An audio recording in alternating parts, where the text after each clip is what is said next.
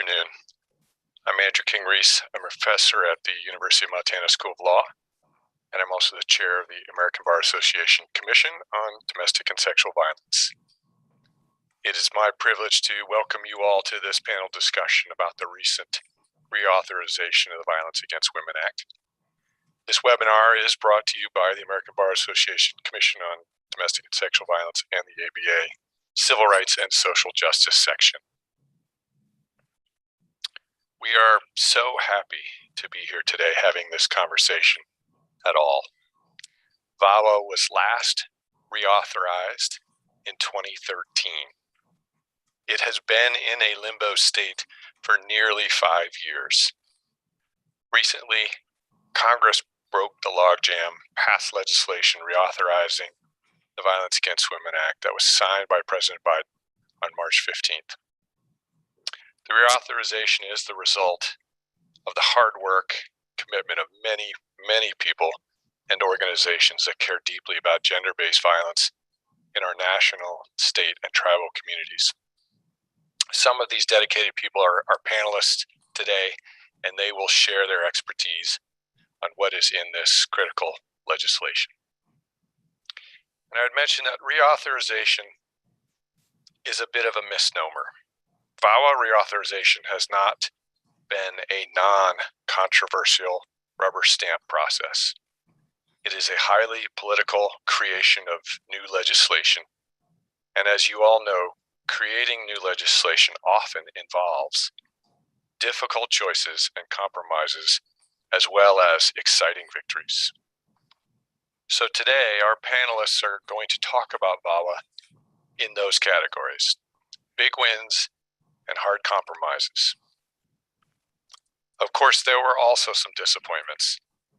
One of the biggest disappointments was that the immigration law needs of survivors were left out of the legislation. We will not be addressing this disappointment today because in reality it merits its own discussion, and we are planning a follow-up program focused solely on Vawa and immigration. Please stay tuned for that presentation. The plan for today is to hear from our panel of experts. If you have questions for them as we go, please feel free to put them in the Q&A, and we'll try to get to them during the course. We're also hoping to have some time at the end of the presentation for questions. To get us started today, I would like to introduce Rebecca Henry from the Commission to give us a framework for Vawa 2022. Rebecca is the Deputy Chief Counsel of the Commission, responsible for policy, program, and financial management. She's been advocating for survivors since 1998, beginning with her work on a successful class action to prevent pat risks of women incarcerated by the state of New York. After clerking on the Sixth Circuit Court of Appeals in Nashville, Tennessee, Rebecca worked as a Coffin Fellow at the Pine Tree Legal Assistance in Portland, Maine, representing DV survivors and their children in complex family matters. Upon completing her fellowship, Rebecca was a staff attorney and then project director of the OVW-funded Elder Justice Project at Maine's Legal Services for the Elderly. She's been with the Commission as Deputy Chief Counsel for more than 15 years. Thank you, Rebecca. I'm going to turn it over to you now.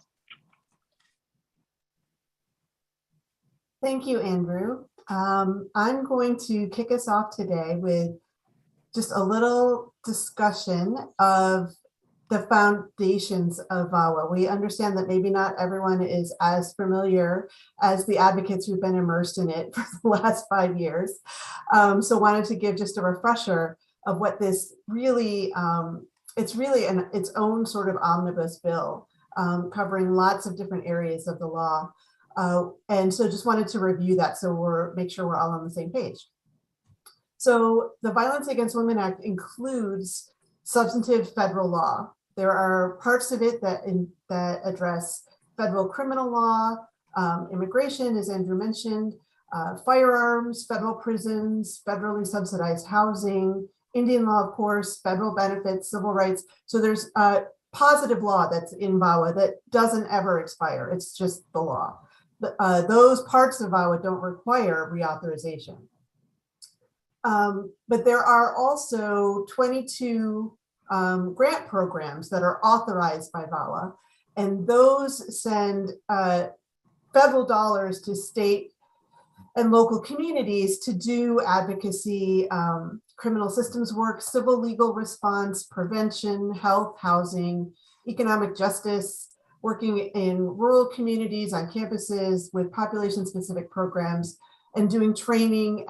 Those dollars pay for training and staffing as well as programming across the board, and are really the lifeblood of a lot of programs across the country.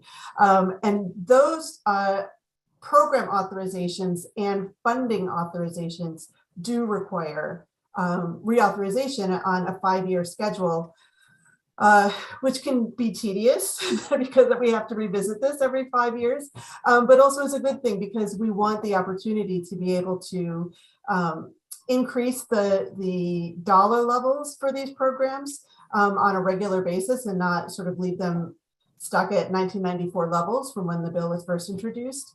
And also because every time we reauthorize, we take the opportunity to really examine what's currently in the bill and listening to what we hear from the field, from survivors themselves, from advocates and practitioners, to really try to make improvements on what's in the bill and try to experiment in new directions and really try to keep pace with what's happening on the ground.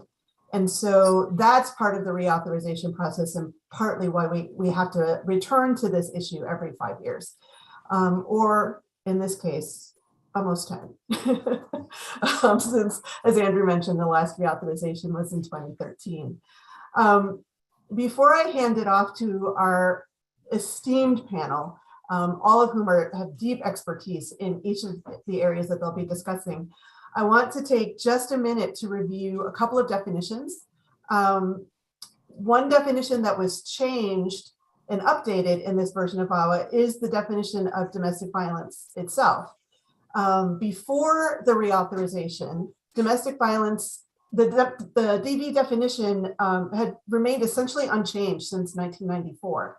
And that definition was simply that domestic violence is a felony or misdemeanor crime of violence, and then committed by and all the different relationship requirements: a spouse, someone similar situated to a spouse, someone who shares children in common, all of those relationships.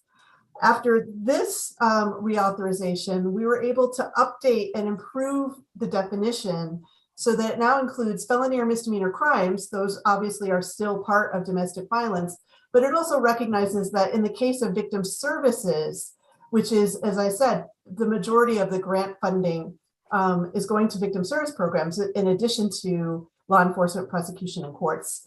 So for that purpose, we wanted to be able to acknowledge that domestic violence really is a pattern of coercive controlling behavior. And that's the definition that most advocates in the field are familiar with. That's the experience of most survivors. Folks don't necessarily experience DV first and foremost as a crime, but more as a pattern of controlling behaviors that is committed, enabled, or solicited to gain or maintain power and control. And that includes a wide variety of strategies, including verbal abuse, psychological abuse, economic abuse. None of those are necessarily criminal behaviors, but they are domestic violence behaviors. And so it's significant, I think, that the federal definition now reflects that reality in the lives of survivors. So as we go forward, we can acknowledge that the criminal piece is a piece and an important piece, but not the only piece. The other thing I want to just flag as we're moving forward in the discussion is in this VAWA, we acknowledge through definitions again that economic abuse exists and that it is a significant part of many forms of domestic violence and dating violence and elder abuse. So we have a new definition there of what economic abuse actually means in the federal context. And we have a new definition of technological abuse. And again, this is just about the act keeping pace, making sure that we have words that say what we mean when we're talking about providing services to survivors. And then finally, in this authorization, we define female genital mutilation or cutting. We define forced marriage, and we acknowledge that victim services and legal assistance that are being provided to survivors of sort of the 4 traditional harms of VAWA, which is domestic violence, dating violence, sexual assault, and stalking. If you're serving a survivor of one of those 4 harms, who's also a victim of trafficking, who's also a victim of FGMC or forced marriage, or who is an adult survivor of child sexual assault, that's perfectly okay. We didn't want programs to feel like they had to turn people away if they didn't fit squarely into one of those 4 boxes.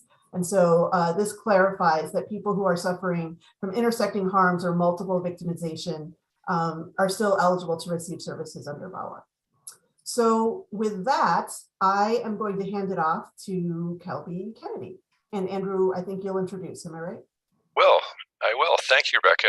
Those definitions seem to be a really positive step forward. And I'm curious when we get to the Q&A if litigation abuse is also, if that fits somewhere in there. But I think, as you said, sort of making the definitions fit the reality that survivors and service providers really are encountering. So I think those are fabulous. So let's start our conversation now around big wins. One of those big wins was in the area of tribal court jurisdiction. Here to talk about that is Kelby Kennedy. Kelby, from the Choctaw Nation of Oklahoma, has focused her career in the field of federal Indian law. Has worked with tribal nations, private firms, and the federal government. Before coming to the National Congress of American Indians, she served as the Assistant Attorney General for the Chinook state government in the Federated State of Micronesia. Kelby now works in Washington, D.C. as the policy manager and policy lead, national security and community safety for the National Congress of American Indians. Welcome, Kelby. Yakoke and Halito, Andrew. Thank you so much for the invitation to speak with you all today about the wonderful tribal wins that we had. And as Andrew said, my name is Kelby Kennedy, and I want to thank everyone for taking a couple of minutes a day to hear about all the fantastic wins that we had in VAWA. Just a brief primer in case you've never heard of NCAI before. The National Congress of American Indians was created in 1944 in the termination era of the federal government when they were trying to get rid of tribal nations. Tribal leaders came together and created NCAI to be a solid voice for Indian country. And our work really focuses on protecting tribal nations' sovereign and legal rights going forward. And that includes tribal court jurisdiction, about what we're going to discuss here today. So VAWA 2022 is a huge win for Indian country. And this has been a long time coming. And it's been the hard work of survivors, families, tribal leaders, advocates, coalitions, as well as all of our allies in different aspects in the federal government and outside of the federal government. And this has been a very important road to go down in order to restore tribal jurisdiction. So if we head to the next slide, just not to give you a primer on Indian country law 101, which some of you might not have had before, but just a brief backgrounder. I want to tell you, what did VAWA 2022 not do? So tribal nations have been holding bad people or bad actors accountable in our communities for time immemorial in our own justice systems. In 1978, the Supreme Court ruled in Oliphant versus Suquamish Indian tribe that tribal nations did not have jurisdiction to prosecute non-Indians in tribal justice systems. And so beginning in VAWA, earlier revisions of VAWA, but particularly in VAWA 2013, we've utilized that vehicle in order to restore tribal jurisdiction over non-Indians. So did VAWA 2022 completely overturn Oliphant? The answer is no. But what it did do is restore tribal jurisdiction over several crimes, which we'll go over here in just a moment. VAWA 2022 also does not completely rescind Public Law 280. So Public Law 280 was a law passed by Congress many years ago that gave states criminal jurisdiction in Indian country. What VAWA 2022 and VAWA 2013 does, it doesn't take away state jurisdiction where Congress gave states jurisdiction previously. So tribes that are located in Public Law 280 states have their criminal jurisdiction restored, but it doesn't take away the state's criminal jurisdiction. So I want to be very clear on that. The last thing I'll say is VAWA jurisdiction, or tribes that decide to exercise this restored jurisdiction under VAWA, it's not automatic for all 574 tribes in the entire nation. It is each tribal nation's sovereign right to determine whether or not they want to exercise this restored jurisdiction. So it's available to them right now. So it's not like we're turning on a whole new light switch. It just provides an opportunity for tribal nations to be able to take on that restored jurisdiction. So speaking of restored jurisdiction, let's head to the next slide, and I'll briefly go over 2 points before we start talking about the actual restored crimes. So 2 programs that tribal nations are very excited about: the Tribal Access Program, where tribal nations can access certain federal databases in order to obtain criminal justice information, was reauthorized with more funding. It also requires the Department of Justice to provide TA to tribal nations to be able to access that database, and provide TA to the BIA as well in order to help them access those databases. The Bureau of Prisons Tribal Prisoner Pilot Program, which was first authorized in the 2010 Tribal Law and Order Act, has been turned into a permanent program. This is a program where a tribal nation can apply and send a defendant that was prosecuted in tribal court to the Bureau of Prisons to be housed there, as opposed to be housed at a tribal detention facility or a detention facility that tribal nations contract out. So we're very excited about the making that program permanent. It does still have a 100-person cap, but we'll move on to the more exciting portions for this particular audience, which is the next slide, the covered crimes that we'll be talking about. So in 2013, VAWA restored 3 areas of jurisdictions for tribal nations. First, it was domestic violence. Second, dating violence. And third, violations of protection orders. So all 3 of those crimes still are within VAWA 2022, but we've added upon those particular crimes. In addition to those crimes, we've included assault of tribal justice personnel, child violence, coercion and commercial sex act. That relates more to the sex trafficking crime, which we'll talk about here in just a moment. Obstruction of justice, sex trafficking, sexual violence, and stalking. And I'm sure that everybody in the room is probably well aware of all the high rates of violence against Native women. This will go a long way in combating those extreme rates of violence in Indian country. 2 things to note here, and I made a note in the slide of them: the assaults of tribal justice personnel and obstruction of justice crimes. Those are crimes that don't just focus on, so most of the crimes in VAWA focus on a non-Indian perpetrating a crime against an Indian. So that's when the tribal nation would have jurisdiction over a non-Indian on Indian crime. Those 2 particular crimes, assaults of tribal justice personnel and obstruction of justice, are the only exceptions. So those can be crimes of a non-Indian versus a non-Indian. So what do I mean by that? Well, tribal nations are employers, like many of your governments or governments across the country are as well. So tribal nations hire non-Indians to be police officers. They can hire non-Indians to be judges. They can have non-Indians be in their juries, for example. When you have a non-Indian defendant that attacks a tribal police officer, we wanted to make sure that regardless of whether the tribal police officer was an Indian or non-Indian, that they would be able to be protected and have that case brought forward in tribal court.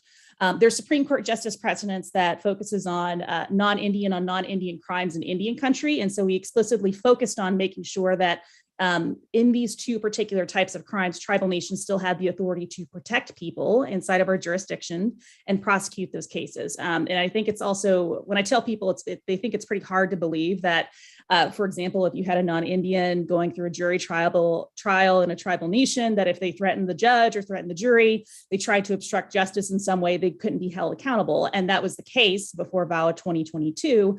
But that's going to be something that tribal nations will now be able to prosecute more fully as well.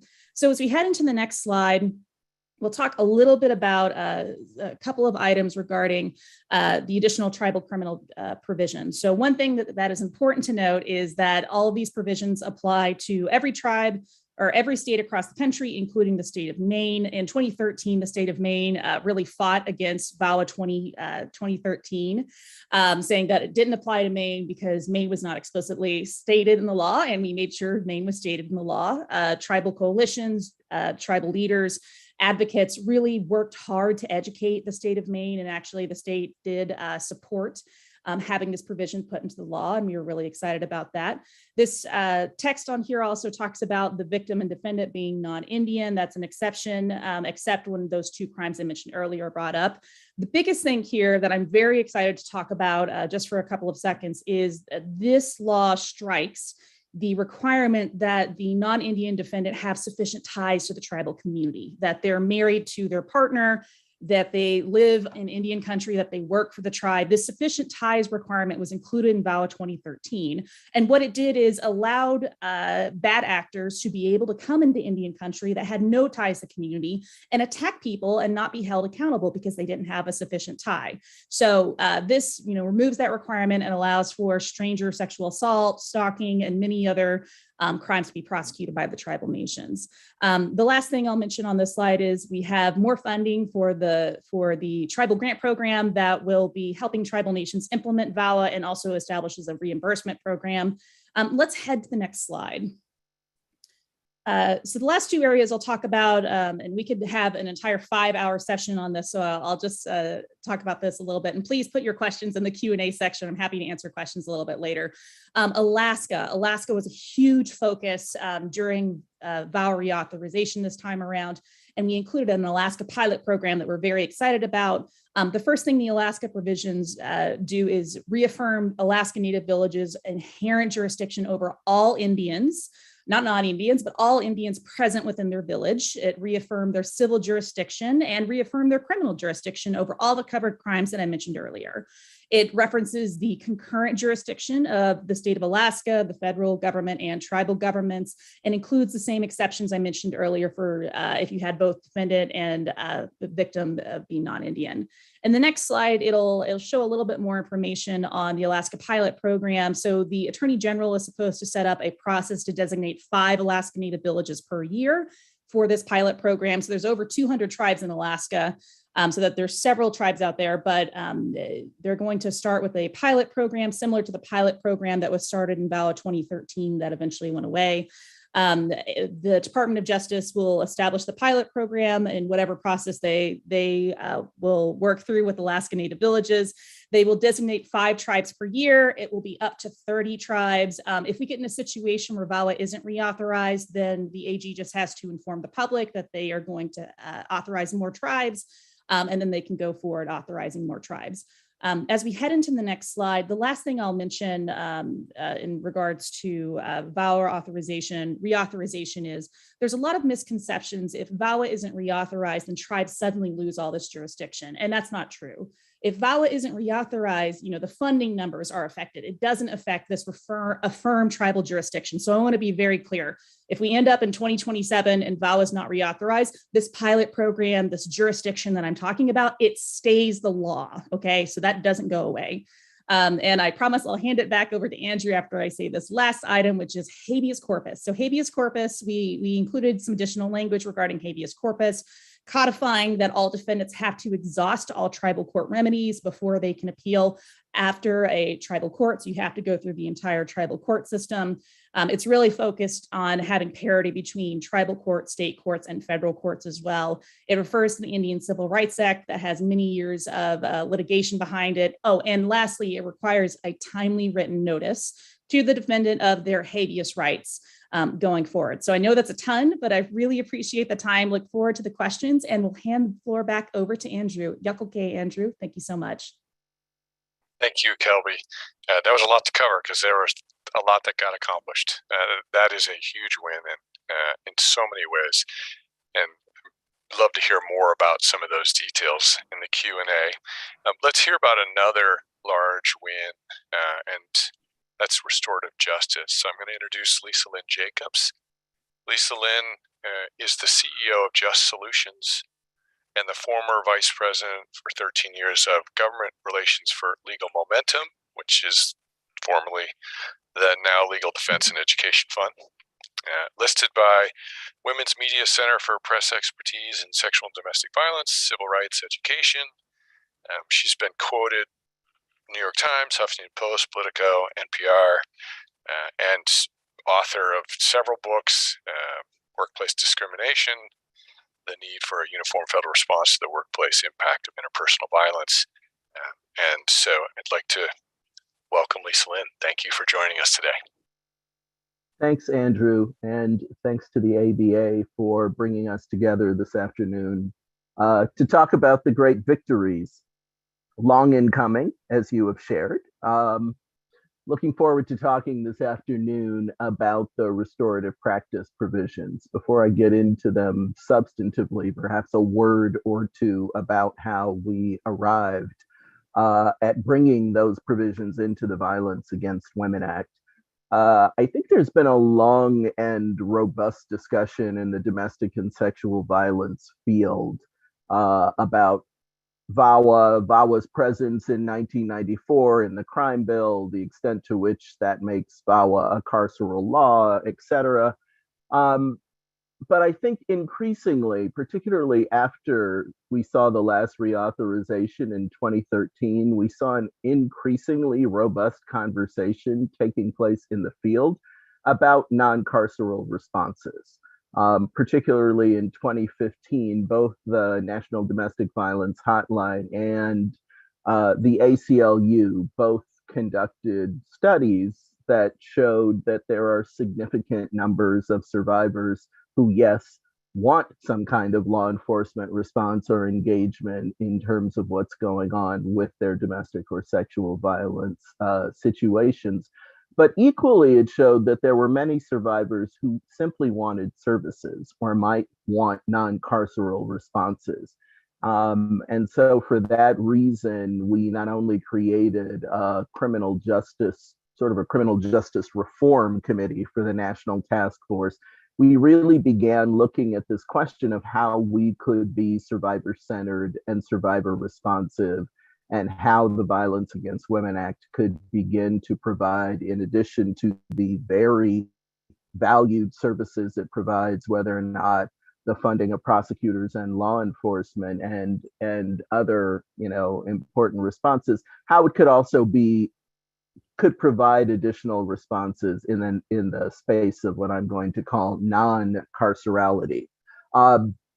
So that is ultimately how we arrived at including restorative justice in the most recent Vawa reauthorization. It, like everything else, was sort of a lengthy and arduous process. It took a lot of conversation across both sides of the aisle. I don't think it's really a surprise to anyone here when I say that when you talk about the Republican side of the aisle, they are very supportive of the Violence Against Women Act with respect to its law and order provisions, right? Very supportive of law enforcement and of prosecution. And it is fair to say that they had some questions, right, with respect to the inclusion of restorative justice or restorative practice, as it's called, as a response in this Violence Against Women Act, but very pleased to say that we were able to work through those and to include several sets of provisions in the Violence Against Women Act that focus on restorative justice. We call it restorative practice in this space, largely because restorative justice, from whence restorative practice is derived, has a very long history that exists outside of formal criminal justice systems. And I think many advocates who have been working with restorative justice responses in community very much were concerned slightly about what it might mean to bring restorative justice inside the US Justice Department. And so they wanted to make a slight delineation and asked us to refer to what the Department of Justice would be focused on in this respect as restorative practice, even though we are talking about the same universe of responses available in the space of restorative justice. We heard Rebecca sharing at the outset that there are new definitions in the Violence Against Women Act reauthorization, including domestic violence, economic abuse. The Violence Against Women Act is prefaced, that is to say, in the very front of it, a number of definitions appear, sort of a global definition set, in order to help people to understand what its governing definitions are.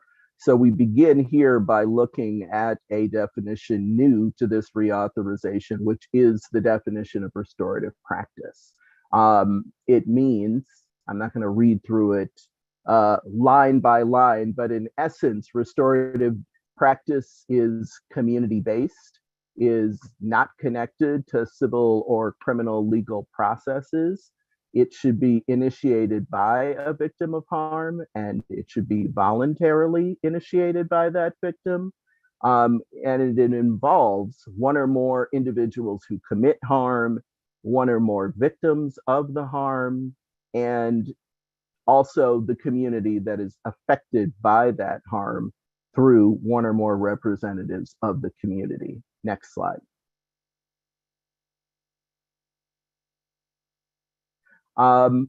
So with those three parties, the harmed person, the people who committed harm, and the community, restorative practice has the following goals: collectively seeking accountability from those harm-doing individuals, developing a written process where those individuals who committed harm will take responsibility for that harm done, developing some kind of action plan that responds to what victims are seeking in that context, and upon which the victim, the individuals, and the community are all collectively able to come to an agreement.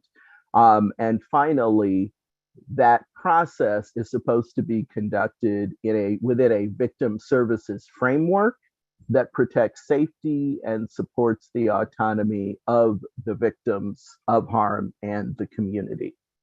Next slide, please. So that restorative practices definition, which, as I said, sits in the front of the Violence Against Women Act, applies in several places within the Violence Against Women statute. It applies to the campus grants program, restorative practice. I think one thing we perhaps haven't shared, but we'll probably get to if only in the Q&A, is that while the president signed the Violence Against Women Act reauthorization last month, all the new provisions that were signed into law will take effect at the beginning of the coming fiscal year, which is October of this year. So when that happens, restorative practice will become a purpose area in the campus grants program. That definition will also apply to the restorative practices program. There is a newly created restorative practice program now in the statute, which, as I said, will take effect in the fall on October 1st. Next slide, please. So I wanted to very briefly, in the time that I have left, share a little bit about what's in the restorative, or what is imagined to be. I think the real challenge now that we have managed to reauthorize the law is we hand all these new provisions to the Office on Violence Against Women and then begin to talk to them about what we and what Congress meant by what is said in the statute. So with respect to the newly created restorative practice program, it is a pilot program. You see before you a list of eligible entities, states, units of local government, tribal governments, tribal organizations, victim service providers, institutions of higher ed, private or public nonprofits, tribal nonprofits, or faith-based nonprofits. Next slide, please. And so after setting out who is eligible to receive funding in the restorative practice program, the program language goes on to describe for what purposes grants will be available. And those are to create restorative practice programs that will be focused on preventing domestic and sexual violence, dating violence, or stalking, for training in the areas of restorative justice, training by or for the eligible entities I previously referred to, training by or for courts and prosecutors, and all of these focused on restorative practices and program implementation. The final thing that grants will be available for is evaluations of the restorative practice grants. Priority will be given to eligible entities that are serving culturally specific or underserved populations. And in terms of who would be able to qualify for a grant, one would have to demonstrate that you have a history and training and other qualifications in terms of working with survivors of domestic violence, dating violence, sexual assault, and stalking. So in brief here, the vision is largely that community-based organizations would be able to apply to the Office on Violence Against Women, either to create or to enhance restorative practice focused programs so that survivors of the four crimes who wanted perhaps a level of accountability from a harm doer, but did not necessarily want to involve law enforcement in that response, that they could go to a community-based organization and work out some kind of accountability plan and have a community-based organization, community members, people who had been trained with restorative practices, sit with them, and if desired, sit with the harm doer and work through that process and come to an accommodation or a desired set of understandings. Looking forward to taking questions. Turning it back to you, Andrew. Thank you so much, Lisa Lynn. That is really great. It's such an important expansion of the options under VAWA and really recognizing the reality or the desires of some survivors. So thank you for that update and all your work on that. I'd now like to introduce Fara Gold to talk about federal criminal law as another big win under VAWA 2022. Fara is a special litigation counsel and senior sex crimes counsel for the criminal section of the Civil Rights Division of the United States Department of Justice. She travels throughout the country investigating and prosecuting bias-motivated crimes and law enforcement misconduct cases. She's led investigations that have garnered national attention, including the first case prosecuted under the Matthew Shepard and James L. Byrd Jr. Hate Crimes Prevention Act. Additionally, Fara served for several years as an associate adjunct professor at American University's Washington College of Law.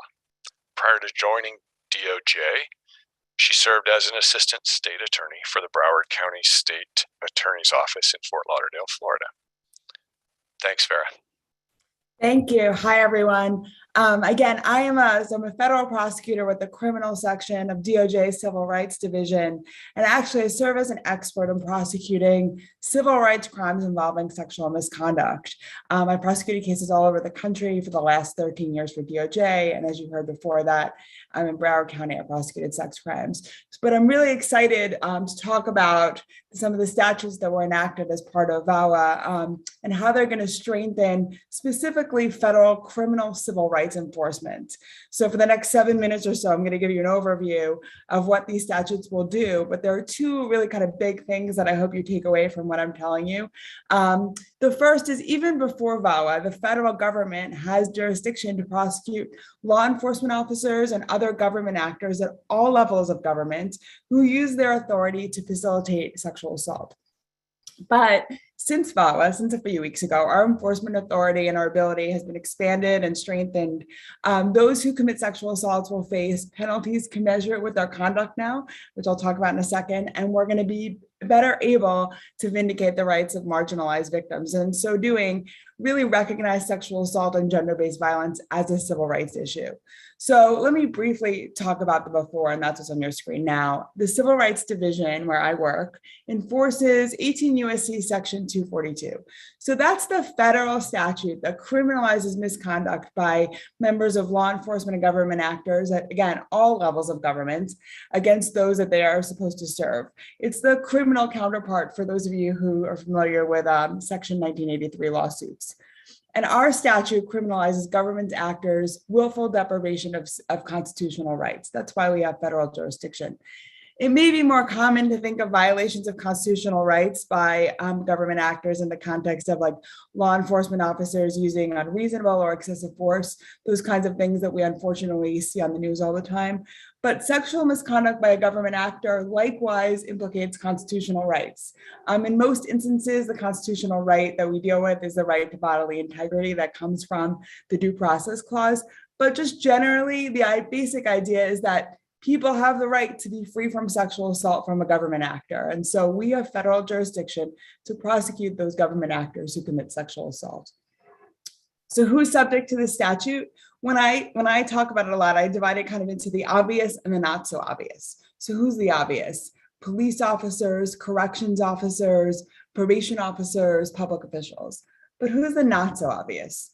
Prison personnel other than corrections officers, so chaplains and medical staff, contract workers like in private prisons or private prison transport officers, employees in government facilities, whether it's a state-run facility or a federal-run facility like DHS detention facilities, or facilities that are contracted with the government, like those shelters that HHS contracts with to house unaccompanied minors.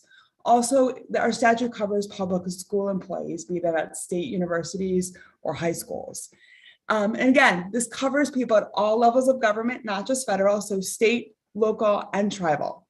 So the other statute that we have pre-VAWA, and still exists, is what's called sex abuse of award. That makes it a strict liability crime for a corrections officer in a federal facility, so a Bureau of Prisons facility, to engage in sexual conduct with an inmate in official detention. Consent is not a defense. It's automatic if a corrections officer in a federal prison does this.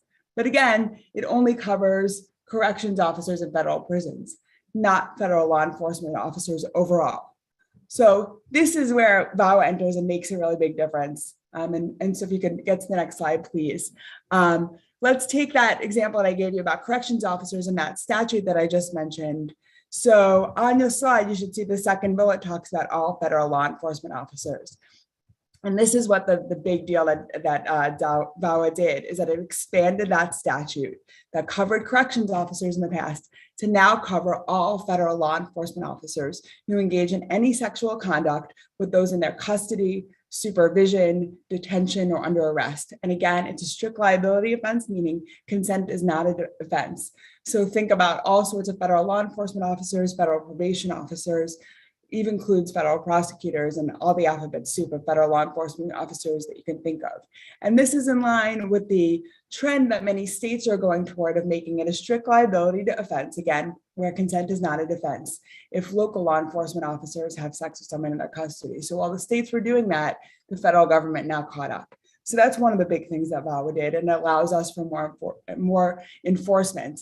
But for deprivation of rights, for the color of law statute that I just talked about, so it's great that we can use it to prosecute sexual assault by government actors, and we've been doing that more and more in the recent years. But here's the thing about that statute that I mentioned, 18 U.S.C. section 242.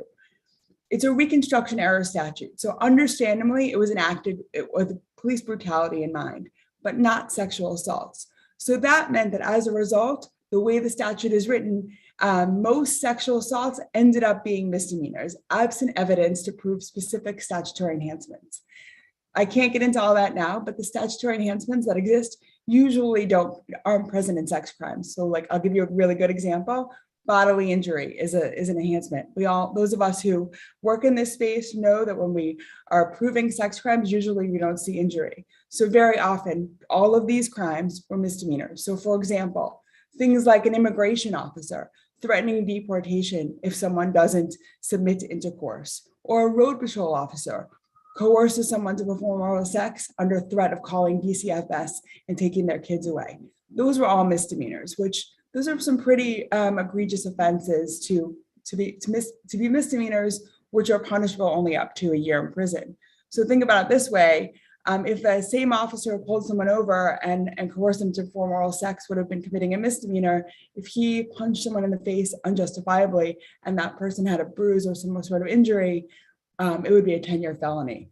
So obviously there's a big difference, and government actors who commit sexual assault were subject to significantly less accountability than their counterparts who committed physical assault. And so as a result of all that, what we saw over and over again is that the victims of law enforcement sexual misconduct remain less vindicated.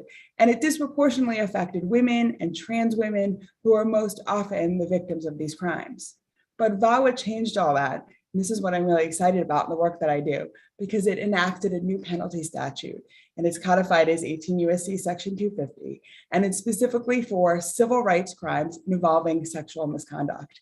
And it brings parity to sentencing, such that the punishment for all of these sex offenses is commensurate with the crime, making all forms of sexual misconduct a felony, meaning punishable by more than a year.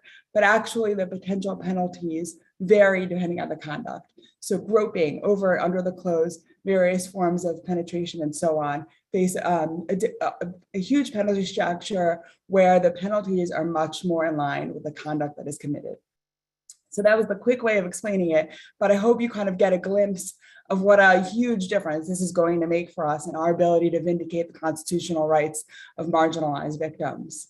And finally, the last really major thing that VAWA did is that it made it a crime to engage in non-consensual sexual acts within federal jurisdiction. So when I say federal jurisdiction, I'm not talking about law enforcement officers or anything like that. I'm talking about actual places that are federal jurisdiction, national parks, for example, the VA for federal facilities, on airplanes, in Indian country, on tribal land. Inexplicably, we always had a non-consensual touching statute, like a groping statute. Obviously, groping is illegal, but for whatever reason, there was no statute that just made non-consensual penetration, non-consensual sexual acts a crime. So obviously, that was a huge gap that federal prosecutors all over the country realized needed to be filled, and VAWA accomplished that. So it's a huge win. So is the civil rights penalty statute. I cannot tell you what a big deal that is. And I just covered, it's a lot to talk about in 8 to 10 minutes, but I really hope that your takeaway is that this reauthorization was a very big deal for sexual assault victims and a very big deal for criminal civil rights enforcement. Thanks. Thank you so much, Fara. Appreciate that. As I mentioned at the top, there were some hard compromises in this reauthorization. One of those dealt with the possession of guns by domestic violence, sexual assault perpetrators. It's my pleasure today to introduce Ruth Glenn to talk about this issue. Ruth is the CEO and president of the National Coalition Against Domestic Violence. She previously was employed by the Colorado Department of Human Services for 28 years and served as the director of the Domestic Violence Program for the last 9 of those years. Ruth has served on many domestic violence programs and funding boards, provided hundreds of presentations on domestic violence victimization and survival, provided consultation, training, technical assistance on a local and national level, testified before the Colorado State Legislature and the United States Congress. Welcome, Ruth.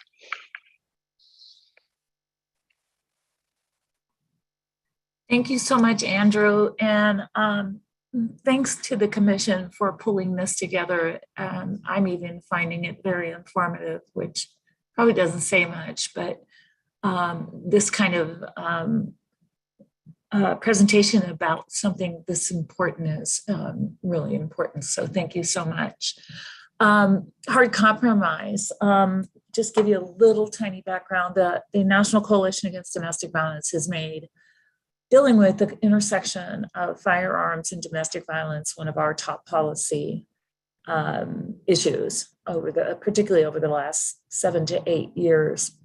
And we've always fought very, very hard to ensure that whatever we can do to protect particularly victims of domestic violence who are exposed to guns in whatever way that is, that we can be active about that. And that includes even the presence of a firearm, as we all know that can be very intimidating and scary.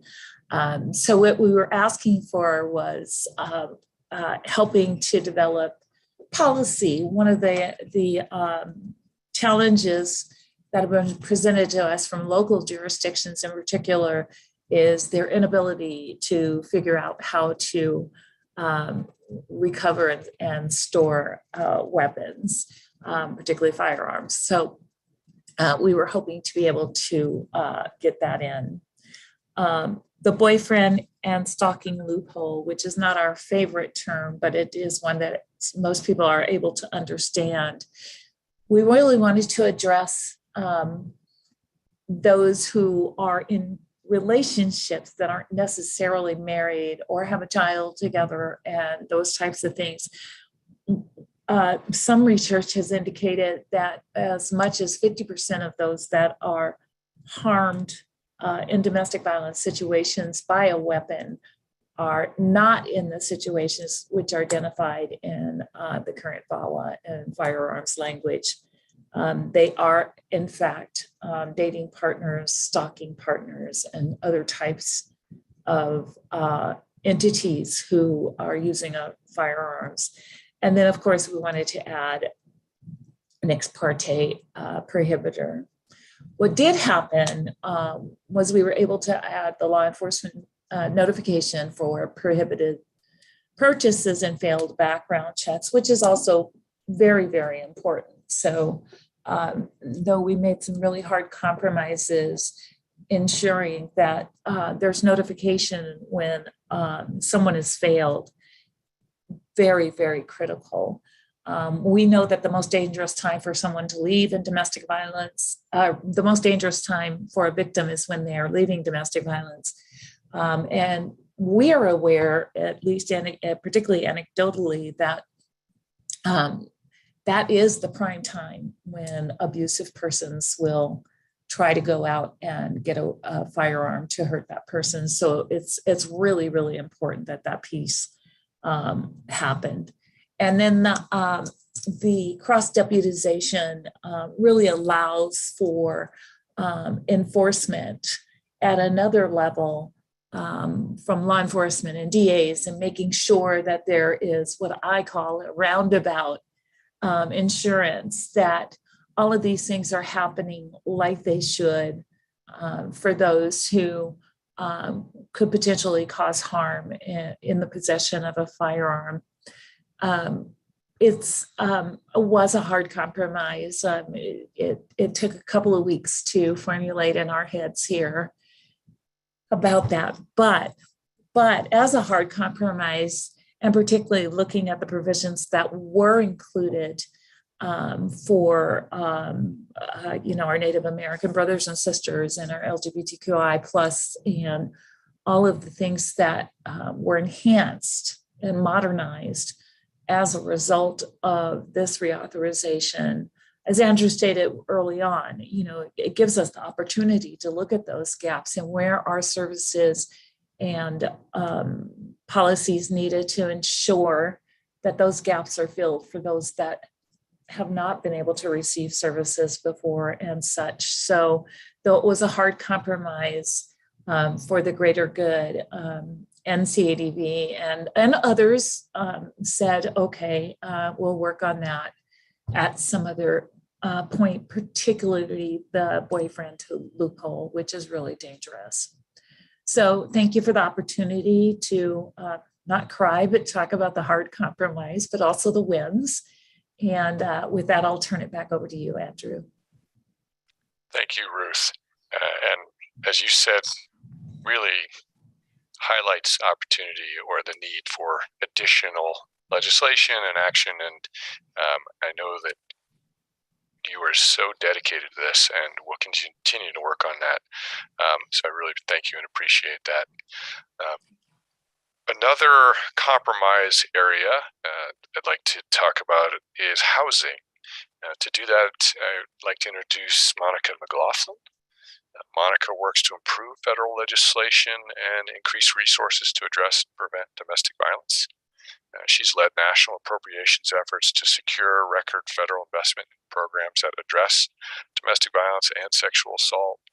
She directs the National Network to End Domestic Violence.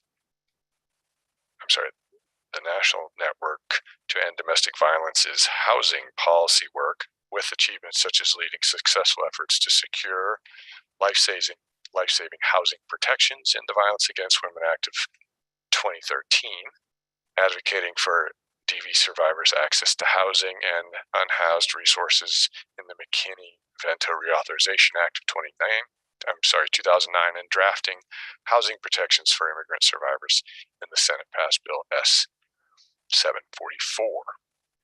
Welcome, Monica. Thank you so much, Andrew. Monica here with NNEDV. We represent the 56 state and territorial domestic violence coalitions, their local programs, and the survivors they serve every year.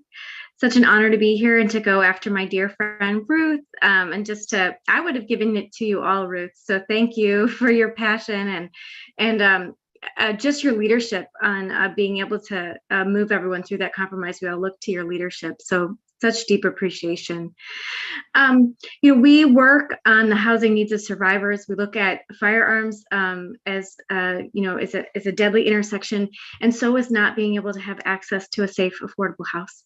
And so both of those pieces were so critical in this Violence Against Women Act. Not to bombard you with statistics, but a couple that I think are really important to think about are that survivors who experience either food or housing insecurity in a 12-month period have a significantly higher prevalence of experiencing rape or physical violence or stalking by an intimate partner. So we know that we want to get survivors housing so that they don't experience those increased risks. And we also know that many survivors who are asking for housing simply can't get it. We see this in NNEDB's national report that we issue every year called the Domestic Violence Counts Report that shows that housing is one of the most frequently requested services that our programs simply cannot provide. So the housing for us, housing is safety for survivors. It's an economic justice strategy. And we worked really hard in this Violence Against Women Act to bolster existing really strong provisions in the federal government to really give survivors rights and protections in their federally assisted and public housing throughout the federal government. So we did have to face a lot of compromise, and I'll talk about that at the end, but I'll tell you what exists currently and how VAWA 2022 is really going to enhance and bolster current law.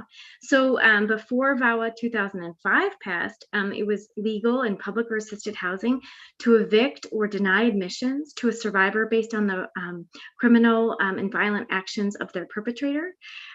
2005, we created a law that said that they could no longer do that in public or assisted housing, really affirming survivors' rights to maintain their housing, to call law enforcement, and to be safe and not penalized for the actions of their perpetrators. In 2013, we built upon those strong blocks to create an emergency transfer process to say that if a survivor is living in a specific housing unit, but it's no longer safe there, that person could move to another unit and find safety.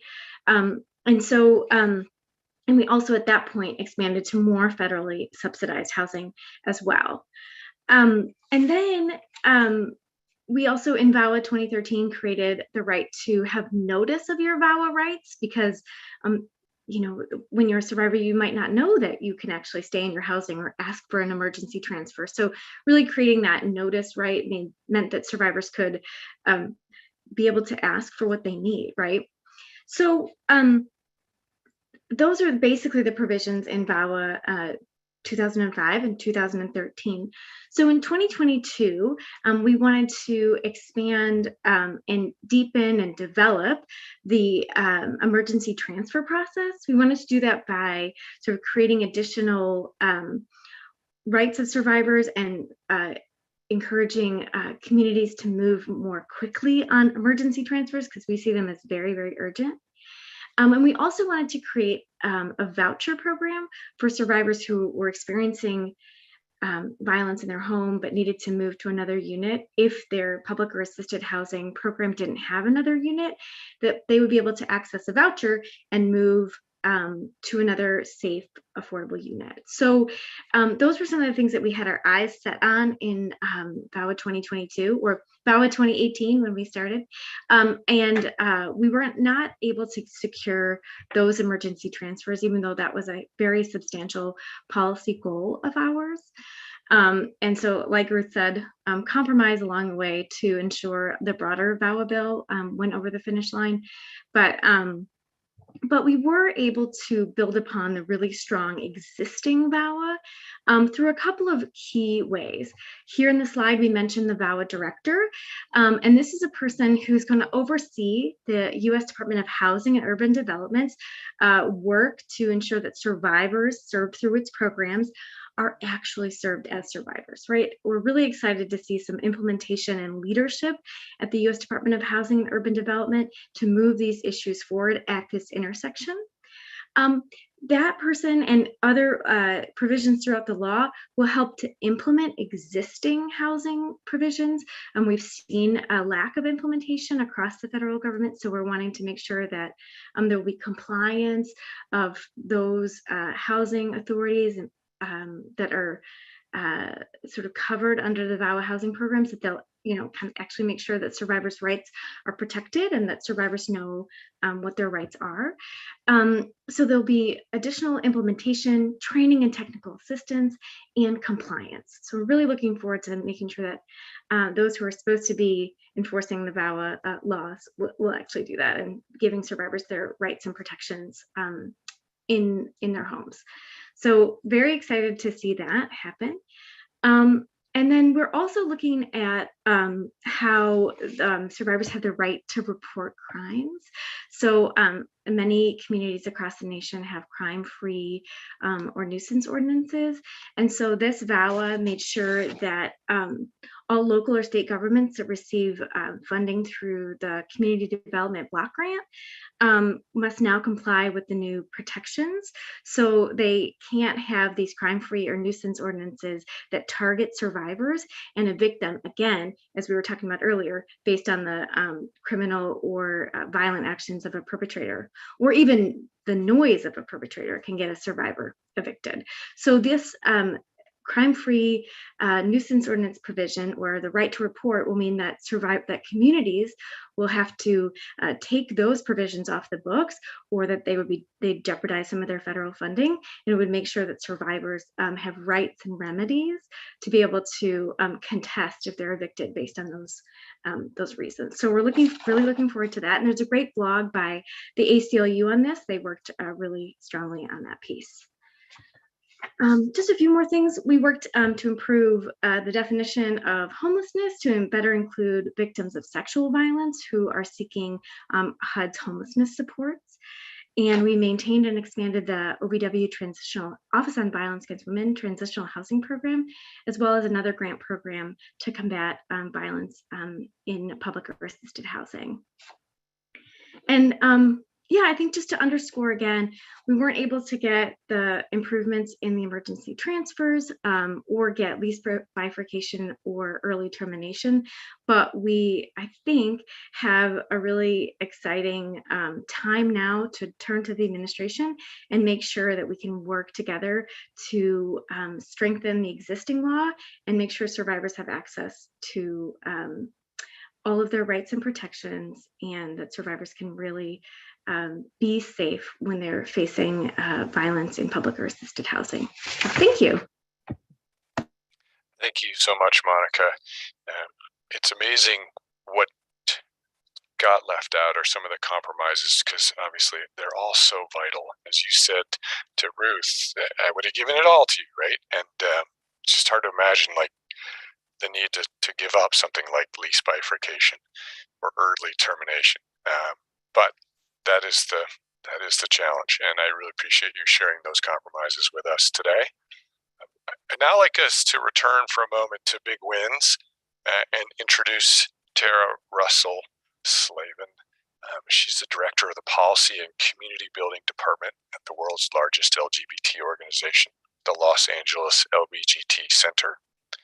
Prior to this position, Tara was the center's lead staff attorney, where she was responsible for overseeing the delivery of comprehensive and holistic legal services for LGBT survivors of domestic and sexual violence. She's written multiple articles on LGBT/DB, serves on numerous committees and working groups, and is a frequent presenter at conferences on LGBT anti-violence issues. Welcome, Tara. Thank you for having me on. Can people see me? Okay, great.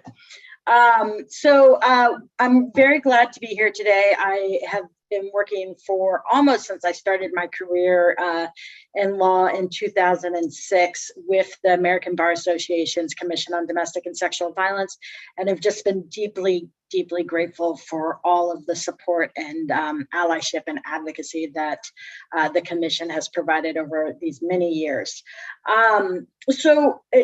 I have had the pleasure of serving as the chair of the LGBTQ Subject Matter Committee for the National Task Force to End Sexual and Domestic Violence, and have been working on the Violence Against Women reauthorization, both the 2013 version and then the most recent 2022 version.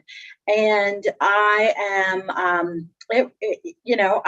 I here today, and just when it comes to the Violence Against Women Act and the LGBTQ provisions, we were overwhelmingly excited and frankly quite surprised that we were able to get a brand new and what is actually the first ever explicitly federally legislated LGBTQ social services grant program. And in this case, it's an LGBTQ specific grant program for domestic violence, dating violence, sexual assault, and stalking survivors. For people who don't know, the 2013 reauthorization of the Violence Against Women Act included the first ever and still only federally legislated non-discrimination protections that on the basis of sexual orientation and gender identity. And so the Violence Against Women Act has actually, in many respects, been really ahead of the field in laying the groundwork for increased LGBTQ civil rights in other areas as well. And for someone who has worked in this field, who has seen the challenges LGBTQ survivors face, it is just so incredibly important to have this federal recognition.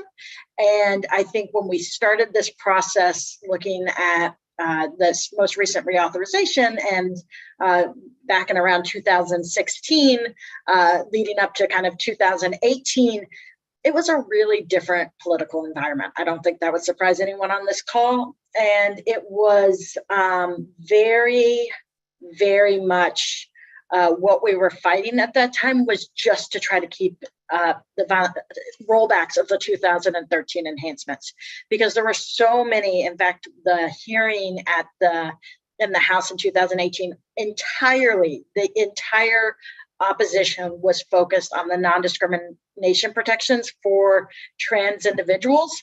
And it became just more of a cultural war issue versus the reality that trans people are disproportionately at risk of experiencing domestic and sexual violence. And too often, I think, as we've seen in the news, we know particularly Black and Latinx trans women are at risk of being murdered and being murdered by an intimate partner. And so it was really hard, that period was, frankly. And then to come through that, to ensure that there were no rollbacks and get to the fact that we actually got a proactive grant program, it is an incredible victory and speaks to the power of the coalition of advocates who did this work over many, many years. And that spans out from the national programs to the programs on the ground who are pushing back against this really harmful narrative. In addition, we also added sexual orientation and gender identity data collection kind of across multiple areas.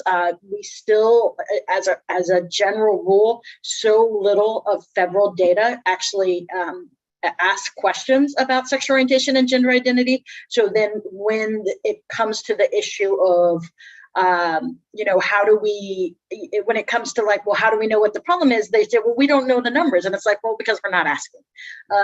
And so the few studies, though, that have asked and have looked, we actually see rates that are similar or slightly greater than cisgender heterosexual populations.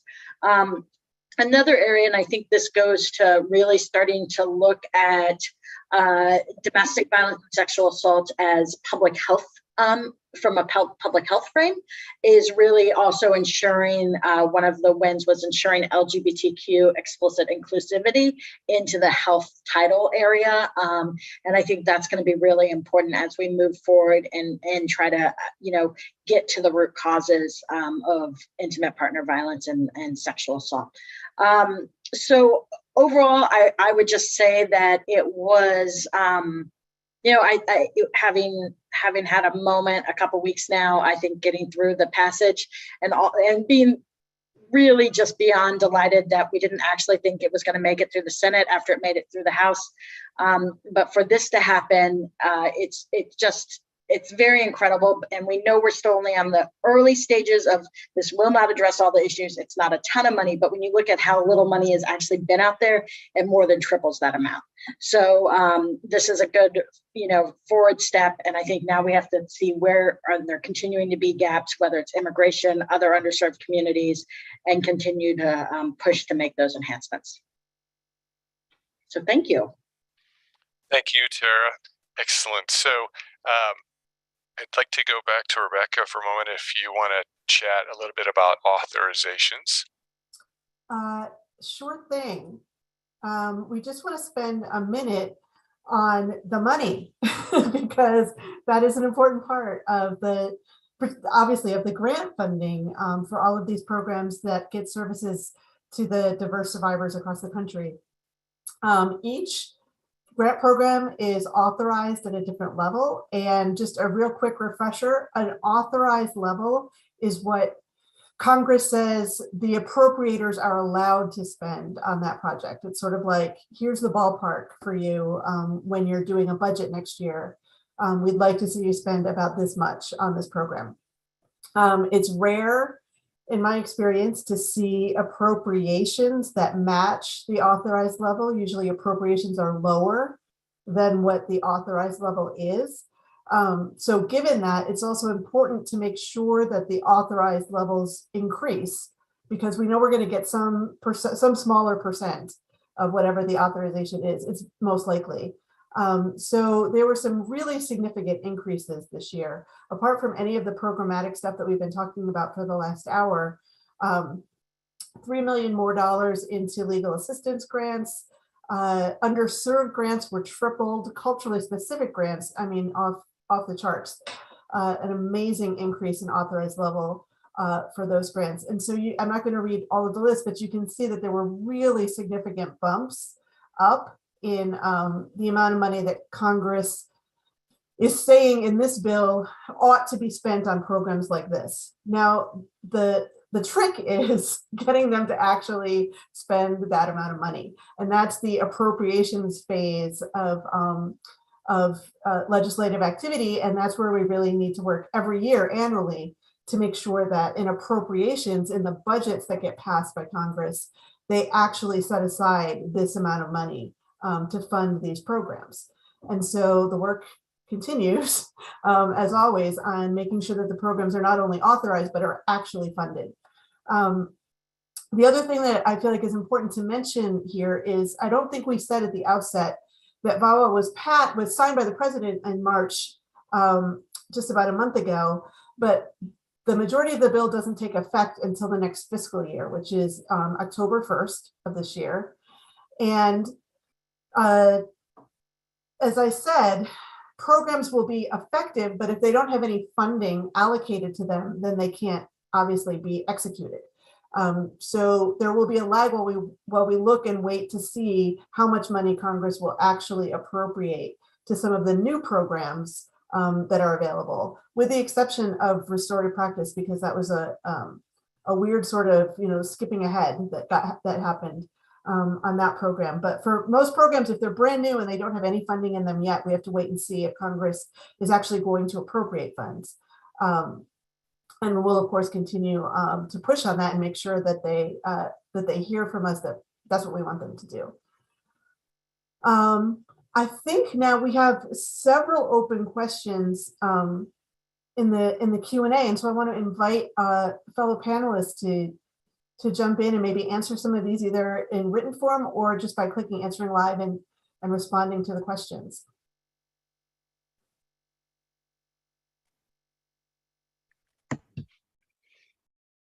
Rebecca, do you want me to talk about appropriations a little bit? That would be great. And I should Okay. let me just introduce you and say Monica is the queen of appropriations on gender-based violence work, 100%. So you're about to get schooled. Well, yeah, I mean, so right now, like the Vawa reauthorization, like Rebecca said, increases a number of programs, their authorization, and that is a guide for Congress, the appropriators, the power of the purse, to be able to decide every single year what programs are funded through, mostly for this bill, through the Commerce, Justice, Science part of the federal government. There's also the Labor, Health, and Human Services. So, I think that existing programs, I think to Joanne's question, we're very hopeful that appropriations builds on the reauthorization and that we see investments in key VAWA programs. And so even this most recent president's budget, which was released, I think 2 weeks ago now, does invest $1 billion in the Violence Against Women Act. So we're really excited to see that the advocacy turns once you pass a bill through the legislative process or the authorizing process over to the annual appropriations process, where we can push for Congress to give us what we need to meet the needs of survivors. So, we're hopeful, and I'm going to knock on wood, and people can do what they need to do, that we will really see increases in a number of the key programs. So there's both there are programs that the president's budget has there are initiatives in the president's budget that go beyond the Violence Against Women Act, and there are new programs in the Violence Against Women Act that we're hoping, and existing programs in the Violence Against Women Act. We'd like to see the highest funding level in all of those programs, because they drill into specific needs of various survivors. They fund different services, different training, so they all work together in this comprehensive way to create this safety net for survivors. Excellent, thank you. I've been so impressed. Everybody stuck to their time, so we actually have some good chunk of time to answer questions. And thank you to everyone for putting their questions in the Q&A or the chat, and for the panelists who has been answering those all along. Panelists, anything you want to add to any of the questions or responses that you feel like you were limited by your typing abilities like me, or anything else you just want to throw in there? Hi, it's Lisa. In terms of restorative practices, just to tag on to what Monica just said, it sits in a very quirky place, because when the Biden administration sent its first budget request to Capitol Hill a year ago, it requested funding for restorative justice programming. And what was in the VAWA bill was sort of separate and apart from that. The two of them have sort of interestingly merged. So in theory, the restorative practices funding is available as we speak, but I think that it is fair to say that the Office on Violence Against Women is very busily involved in focusing on the inception of the next fiscal year, fiscal 23, which is October, to bring all the programming online, or to begin that work. So my suspicion is that the restorative justice work and programming will probably begin to appear and roll out in a consistent time frame with the remainder of the VAWA bill, rather than, so what I'm saying is, do not expect to see anything that is restorative justice focused or programming happening between now and the end of this fiscal year, which is September. Rather, look for it to roll out in the ordinary OVW course with the rest of the new VAWA funding and programs starting in October. But I think the idea is more generally that the new solicitations will probably be seen next spring, or at some point in 2023. Excellent. Thank you, Lisa Lynn, for that. Any other panelists have any additional comments? Hi, Andrew, it's Kelby. I'll hop in. There was one question that I tried to answer in the Q&A box, but I feel like I'd have to write a 5-page memo on it to give them a proper answer. So the question that was in the Q&A box, and please use the Q&A box. It helps us be able to kind of go through the questions that you have. But the question was, can a defendant be prosecuted in both state and tribal courts? And my answer is the typical lawyer answer, which is it depends. So there's a lot of things that depend in that answer. So I just wanted to, take a step back and reaffirm that Vawa in restoring tribal jurisdiction did not take away any state's jurisdiction, but the state, so the baseline is states don't have any jurisdiction inside reservations, Indian country, tribal lands in particular. States don't have jurisdiction. Where Congress has given states criminal jurisdiction in those areas is under laws like Public Law 280, and that's not all states in the United States. So the baseline is states don't have jurisdiction unless Congress told them, yes, you can have jurisdiction in these cases, or the Supreme Court has ruled that you can prosecute certain cases inside Indian country when there's 2 non-Indians involved. So there's a lot of factors in there, but really wanted to reaffirm through that question. VAWA doesn't take away state jurisdiction. It's concurrent jurisdiction with the tribes where states have jurisdiction. Like in Public Law 280 states, like Alaska is a great example that we focused on a lot today. So happy to dig a little bit more into that, but in general, tribal nations and states are separate sovereigns. So if all the factors kind of shook out, there could be a situation where you have somebody that is prosecuted in both tribal court and in state court. Again, that's a lot of going through the factors in details, but as separate sovereigns, you're not going to run into an issue, whereas, because they derive their power from different sources. So that is my shorter answer than what I'd like to write out, but really appreciate all of the great tribal questions that we've been getting in the Q&A. That's was a really big win for Indian country and tribal nations, and very much looking forward to working with tribes going forward to implement this jurisdiction as well. So thank you so much. I'll hand it back to you, Andrew. Thanks, Kelby. And it does seem that Alaska was a huge victory. I know that was kind of left out before, and that's very complicated. I had one question for you, and we saw in the 2013 reauthorization that started the special criminal domestic violence jurisdiction and the pilot projects.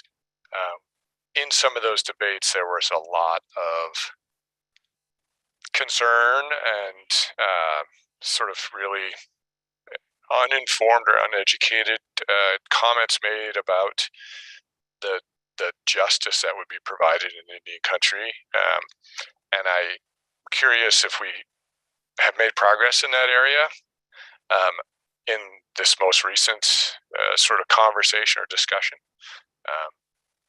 I saw that, Tara talked about how the narrative that we were fighting for the LGBT community, particularly around trans folks. So I was just curious if the narrative had changed at all.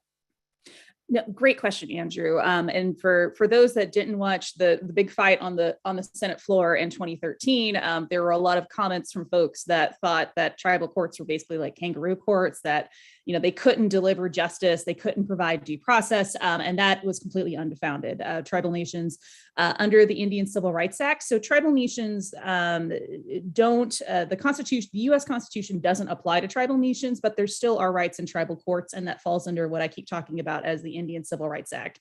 So you have due process of law. I have I'm not going to list out, but anything that you would find in a state or federal court in terms of protecting your due process, very, very much likely to be found in tribal court. And I don't have my one pager with me, Andrew. I would read it all out because we've done a really good job.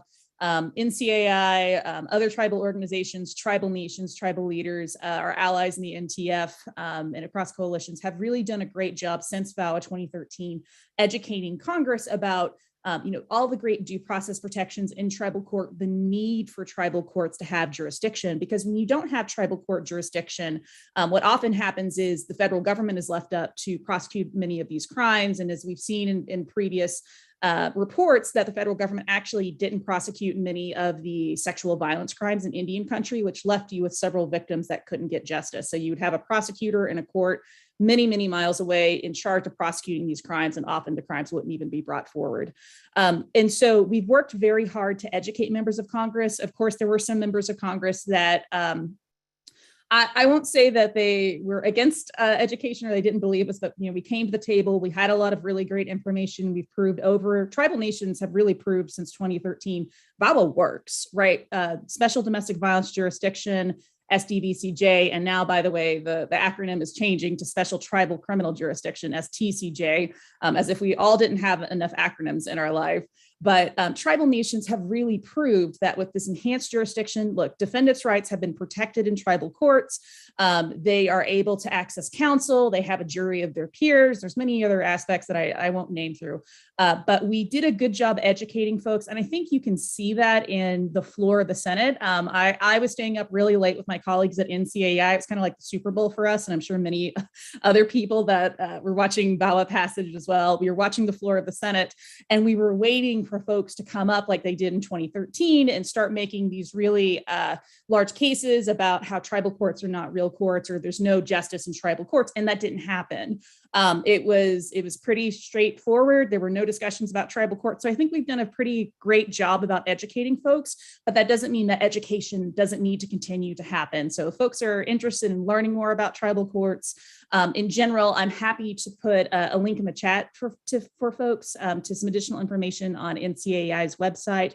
But just want to say thank you so much to everybody that worked hard to educate several folks on the Hill about the importance of tribal courts and how they are fair and equitable justice systems for justice to take place in Indian country, where oftentimes victims just wouldn't see justice. That's ultimately what would happen, is no justice would not be served at all because no one was prosecuting the crimes. So really appreciate the question, Andrew, and I'll hand it back to you, and thank you again. Thank you so much.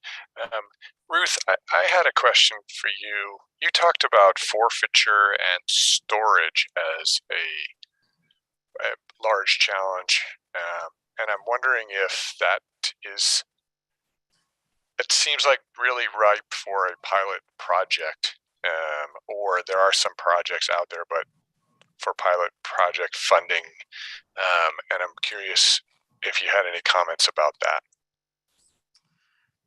So it's not something that we had addressed as an organization yet. I do know that it's come up at least at one opportunity a few months ago about how to make this happen. It is difficult. I almost understand local jurisdictions' challenges, right? How do we make sure they have the resources to remove and recover and store, and what type of good guidance have we given them from a federal government perspective, particularly in VAWA? So I understand the challenges that they have, and as I said earlier, I think it, as we recover from, as Kelby said, the Super Bowl of VAWA.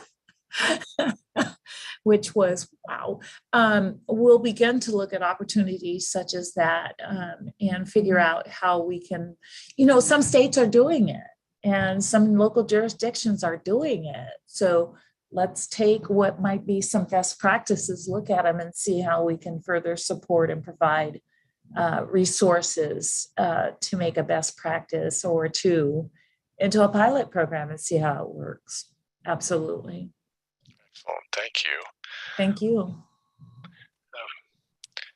Fara, I was kind of blown away when you said that we've never had a federal non-consent sexual intercourse statute in sort of those national parks and things like that. I'm curious if that included a definition of consent or what is not consent, or what is the definition that would apply in those prosecutions. So it doesn't include a definition, but I just want to add to piggyback on a little bit what we were talking about before. This includes when we do federally prosecute crimes in Indian country, because there are units in a lot of the U.S. attorney's offices. And so this is another tool in Indian country to address that. So there is no definition of consent, which I actually think is probably a good thing, because there's a lot of, we have to implement the statute and see what happens. this is a longer conversation, but in the civil rights statute, in order to prosecute a law enforcement officer for sexual assault, we have to prove lack of consent. It's not strict liability.